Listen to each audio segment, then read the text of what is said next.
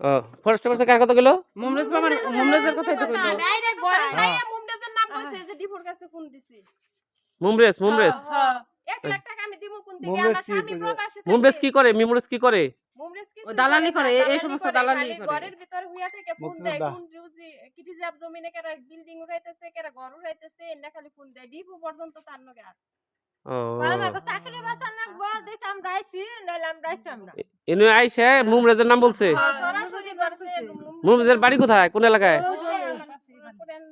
না, এলাকার নাম কি? ইকুরা ভাই বোয়ালি কুড়ে বাড়ি। মুক্তিযোদ্ধা। ও মুমরেজ। ও আচ্ছা আচ্ছা মুমরেজে তাহলে এই যে আপনার ঘরটা ভাঙার পিছনে কারণ প্রধান কারণ।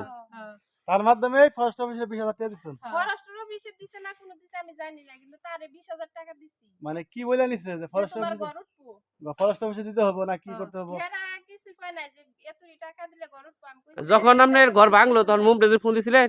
না হ্যাঁ মুমরেজের কথা বলুন নাই যে আপনার টাকা নিচ্ছে মুমরেজের মাধ্যমে টাকা নিচ্ছেন তাহলে এখন ঘর ভাঙুন কে কই নেই? নাইরা তো কই নাই। ও টাইম পাইতে নাই। আইসাই ভাঙচুর শুরু করছে। মহিলা মানুষ আমরা আমাগো কি এত ও বাড়িতে ছেলে মানুষ নাই? না। মুমরেজ কি যে বীর মুক্তিযোদ্ধা মুমরেজ সেই মুমরেজ নাম বললে সম্পূর্ণ বলতে হয় ভালো করে বলেন। বীর মুক্তি